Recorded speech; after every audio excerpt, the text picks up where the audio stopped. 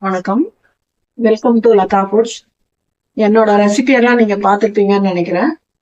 நான் last week வந்து restaurant style tomato onion தொக்கு வந்து போட்டிருந்தேன். அதை பார்த்துட்டு என்னோட நெய்பர் ஒருத்தவங்க வந்து எனக்கு கமெண்ட் பண்ணியிருந்தாங்க. அது வந்து எனக்கு படிக்கும்போது எனக்கு ரொம்ப ஹாப்பியா இருந்தது. என்னன்னாக்கா சாதாரணமா ஏதாவது ஒரு அவசரமா தொட்டுக்கு ஏதாவது பண்ணணும்னாக்கா வெங்காயம் தக்காளி தான் ஈஸியா இருக்கு பண்றதுக்கு. அது பண்ணினா யாருமே வந்து விரும்பி சாப்பிடுறது இல்ல. காரமா இருக்கு புளிப்பா இருக்குன்னு ஏதோ சொல்லிட்டே இருந்தாங்க. அப்புறம் நீ லாஸ்ட் டைம் நீ போட்டிருந்ததை பார்த்துட்டு நான் அதே மாதிரி நான் பண்ணினேன். கொஞ்சம் ஸ்வீட்டாவும் இருந்தது, அதே சமயம் ரொம்ப காரம் இல்லாம நல்லாவும் இருந்தது. புது டேஸ்டா இருக்க அப்படின்னுட்டு எல்லா குழந்தைங்க எல்லாம் கூட ரொம்ப விரும்பி சாப்பிட்டாங்க, காரம் இல்லாம இருந்ததுனால. அதனால எனக்கு வந்து டேக் பண்ணி எனக்கு கமெண்ட் போட்டிருந்தாங்க. அது படிச்சதுல இருந்து எனக்கு ரொம்ப சந்தோஷமா இருந்தது. சரி, என்னோட ரெசிபி வந்து நீங்க பண்ணி பார்த்துட்டு நல்லா இருக்குன்னு சொல்றதுல எனக்கு ரொம்ப ஹாப்பி. தொடர்ந்து பாருங்க. நம்ம சேனலுக்கு வந்து நீங்க என்னோட சேனலுக்கு வந்து சப்ஸ்கிரைப் பண்ணுங்க, ஷேர் பண்ணுங்க. நான் பண்றது உங்களுக்கு பிடிச்சிருந்ததுன்னா நீங்க எனக்கு கமெண்ட் பண்ணுங்க. இப்ப பார்க்கலாம் இன்னைக்கு பண்ண வேண்டியது என்ன. நான் எல்லாரும் எடுத்து வச்சிருக்கேன். இன்னைக்கு என்னன்றத பார்க்கலாம். இந்த பொட்டேட்டோ சாகு பண்றதுக்கு 1 கிலோ உருளைக்கிழங்கு எடுத்து வச்சிருக்கேன். இது நல்லா வாஷ் பண்ணி எடுத்து வச்சிருக்கேன். இதை இந்த குக்கர்ல போட்டு வேக வச்சுட்டு அதுக்கப்புறம் இப்ப மற்ற ஐட்டங்கள்லாம் எப்படி ரெடி பண்றதுன்னு பாருங்க. இன்னைக்கு நம்ம நைட்டு கிச்சன்ல பூரியும் பொட்டேட்டோ சாகவும் பண்ண போறோம்னு சொன்னேன் நானு. அதுக்கு வந்து உருளைக்கிழங்கு வந்து வேக வச்சு வச்சிருக்கேன். 1 கிலோ உருளைக்கிழங்கு இது. இதை நான் குக்கர்ல வேக வச்சு 2 விசில் வச்சு எடுத்து வச்சிருக்கேன். கொஞ்சம் நல்லா பழைய வெந்தாதான் நல்லா இருக்குங்கிறதுனால 2 விசில் வச்சு எடுத்து வச்சிருக்கேன். 3/4 கிலோ வெங்காயம். இது வந்து 1 கிலோ உருளைக்கிழங்குக்கு 3/4 கிலோ, 1/2 கிலோக்கு மேல போடணும். நான் 3/4 கிலோ வெங்காயம் எடுத்து வச்சிருக்கேன். ஏன்னா வெங்காயம் ஜாஸ்தி இருந்தாதான் இது டேஸ்ட் நல்லா இருக்கும். அதனால 3/4 கிலோ வெங்காயம் பொடியா நறுக்கி வச்சிருக்கேன். நாட்டு தக்காளி, பெரிய சைஸ் தக்காளி 1/2 கிலோ. இது வந்து இதையும் நான் பொடியா கட் பண்ணி வச்சிருக்கேன். இதுக்கு மேல ஜாஸ்தி போட்டாலும் புளிப்பு சுவை ரொம்ப ஜாஸ்தி ஆனாலும் நல்லா இருக்காது. அதனால இது வந்து 1/2 கிலோ சேர்த்துருக்கேன். ஒரு சின்ன சைஸ் இஞ்சி, ஒரு 5 பச்சை மிளகாய் கீரி வச்சிருக்கேன். கருவேப்பிலை தேவையானது வச்சிருக்கேன். இது எப்படி பண்றதுன்னு பாப்பேன். இப்போ நான் வந்து ஒரு 2-3 டேபிள் ஸ்பூன் அளவுக்கு எண்ணெய் ஊத்திருக்கேன். சன்ஃபிளவர் ஆயில் தான் நான் ஊத்திருக்கேன். நீங்க உங்களோட விருப்பம், நீங்க உங்களோட என்ன எண்ணெய் வேணாலும் நீங்க சேர்த்துக்கோங்க. 1 ஸ்பூன் கடுகு, கொஞ்சம் உளுத்தம்பருப்பு,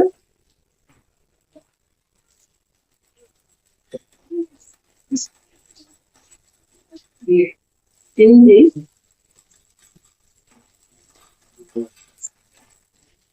பச்சை மிளகு,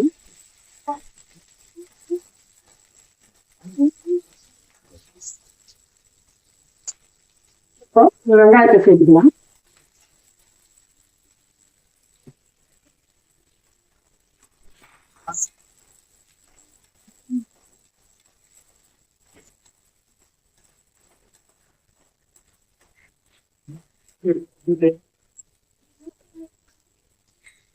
கருவேப்பிலை போட்டுக்கிறேன்.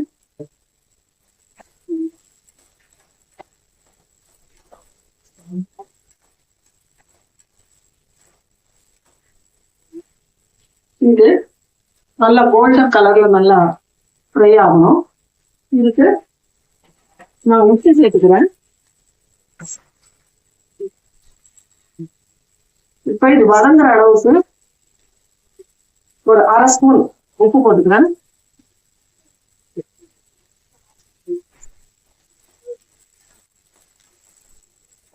உருளைக்கிழங்கு வேக வச்சிருக்கேன் இல்லையா, அதையும் நான் கொஞ்சம் உப்பு போட்டுருக்கேன். ஒரு 1/2 உப்பு போட்டுட்டேன். ஏன்னா அது உப்பு அதுவும் மண்டப்பொடி எல்லாம் சேர்ந்து அது இருந்ததுனாதான் உங்களுக்கு டேஸ்ட் இருக்கேன். அதனால அதுலயும் கொஞ்சம் 1/2 உப்பு போட்டுருக்கேன். இப்போ இந்த வெங்காயத்துக்கு தேவையான உப்பு போட்டுருக்கேன். இது கொஞ்சம் வதங்கட்டும். இது வதங்கின உடனே நல்லா கோல்டன் ப்ரௌன் கலர்ல கொஞ்சம் வதங்கணும். அப்பதான் நல்லா இருக்கும். இதெல்லாம் ஒரு மாதிரி பச்சை வாசனையா இருக்கும். இது கொஞ்சம் வதங்கட்டும். அப்புறம் தக்காளி சேர்க்கலாம்.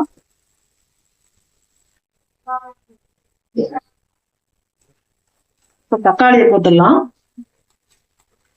இதோட சேர்ந்து இன்னும் கொஞ்சம் வதங்கணும். இது முக்கால்வாசிதான் வதங்கிருக்கு வெங்காயம். அதுக்கப்புறம் தக்காளி போட்டீங்கன்னா வெங்காயம் ரொம்ப செவந்து போயிருக்குனாலும் ரொம்ப சரிங்கிற மாதிரி போயிருக்குனாலும் நல்லா இருக்காது இல்லையா? அதனால முக்கால் வேக்காடு ஆனதுக்கு அப்புறமே நான் வச்சு இந்த தக்காளியை சேர்த்துருக்கேன். இப்போ இந்த தக்காளியை போட்டுட்டு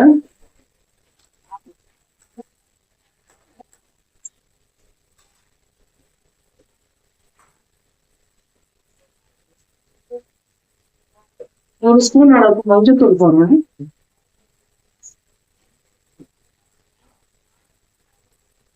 இதுக்கேற்ற உப்பு ஒரு 1/4 ஸ்பூன் போடுறேன்.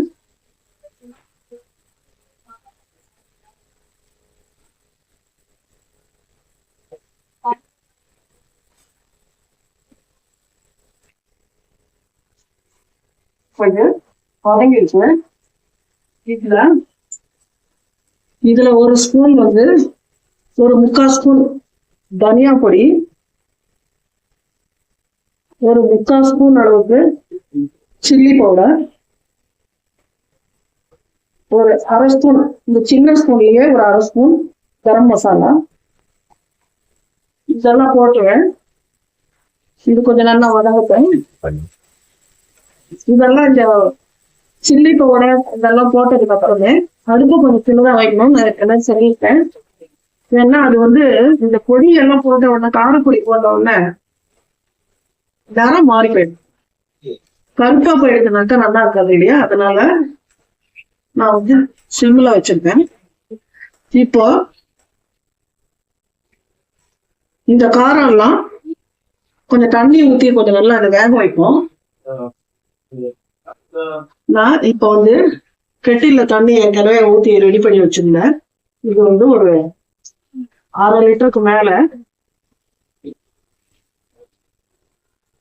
ஒரு 3/4 லிட்டர் தண்ணி ஊத்திருக்கேன். இப்ப அளவு பெருசா வச்சுக்கலாம்.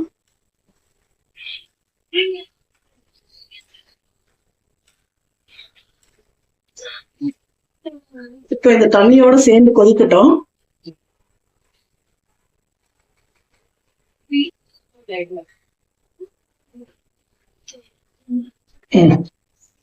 இப்ப தண்ணி கொதிச்ச உடனே நான் இந்த உருளைக்கிழங்கு இதுல சேர்த்துட்டேன். இது பாருங்க, இது இன்னும் கூட கொஞ்சம் தண்ணி வேண்டி இருக்கும். இந்த உருளைக்கிழங்கு நல்லா மேஷ் பண்ணி சேர்த்துட்டோம்னா தான் அது நல்லா இருக்கும். நான் இப்ப அது கொதிச்சுட்டு இருக்கு. இப்ப வந்து என்னன்னா, இதுல வந்து இதுக்கு முன்னாடி இதுக்கு வந்து இஞ்சி பூண்டு விழுது தேவையில்லை. ஏன்னா இந்த டைப் சாக்குக்கு கடுகு உளுத்தம்பருப்பு இது வரைக்கும் போறோம். இது வந்து இந்த டேஸ்ட்ல பண்ணா நல்லா இருக்கும். இதே நான் இந்த பொட்டேட்டோ சாக்குவே இன்னும் நிறைய வெரைட்டி இருக்கு. இஞ்சி பூண்டு விழுது சேர்க்கலாம், பூண்டு உரிச்சு சேர்க்கலாம். அதுல வந்து நம்ம அந்த கரம் மசாலா இந்த ஐட்டங்கள் மட்டும் போடலாம். அதை தவிர நம்ம சோம்பு சேர்க்கலாம், கசகசா அரைச்சு விடலாம். அதெல்லாம் ஒரு டைப்பு. இந்த டைப்புக்கு வந்து இஞ்சி பூண்டு விழுது நான் சேர்க்கலாம். இப்ப இது கொதிச்சுட்டு இருக்கு. இப்ப இதுக்கு இன்னும் கொஞ்சம் தண்ணி ஊற்ற வேண்டி வரும். இதுக்கு வந்து முக்கியமா இதுல என்னன்னாக்க, நம்ம வந்து கடலை மாவு இதுல கொஞ்சம் கரைச்சி விடணும். அப்பதான் அது டேஸ்ட் நல்லா இருக்கும். நான் வந்து ஒரு 2 ஸ்பூன் கடலை மாவு, ஏன்னா இது 1 கிலோ உருளைக்கிழங்கு இல்லையா? அதனால நான் வந்து ஒரு 2 ஸ்பூன் கடலை மாவை கரைச்சி ஊத்திருக்கேன். இப்ப இது பாருங்க, இப்ப இதனுடைய கலரே நல்லா இருக்கும். இப்ப இன்னும் கொஞ்சம் தண்ணி விடலாம். இதுல நான் இன்னும் ஒரு 1/4 லிட்டர் அளவுக்கு தண்ணி ஊட்டுறேன். ஏன்னா கொதிச்சு அது வந்து கெட்டி ஆயிடும்.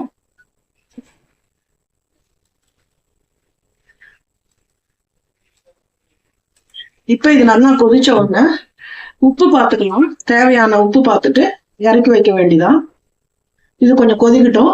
கொதிச்சு ரெடி ஆன உடனே பினிஷிங் ஸ்டேஜ்ல நான் காமிக்கிறேன். பாருங்க, நல்லா கொதிச்சிட்டு இந்த திக்னஸ் சரியா இருக்கும். பூரிக்கு கலர் நல்லா வந்திருக்கு பாத்தீங்களா? அந்த கடலை மாவும் கொஞ்சம் சேர்த்த வந்து அந்த மஞ்சள் கலர் வரும். கலரும் நல்லா இருக்கு. இது உப்பு மட்டும் நம்ம பாத்துக்கணும். இது கொதிச்சது போறோம். இப்ப நம்ம ஆஃப் பண்ணிடலாம். இப்ப பாருங்க, பொட்டேட்டோ சாகு ரெடி ஆயிடுது. இது வந்து சப்பாத்தி, பூரி எல்லாத்துக்குமே ரொம்ப நல்லா இருக்கும். நீங்களும் இதை ட்ரை பண்ணி பாருங்க. நல்லா இருந்ததுன்னா எனக்கு கமெண்ட் பண்ணுங்க.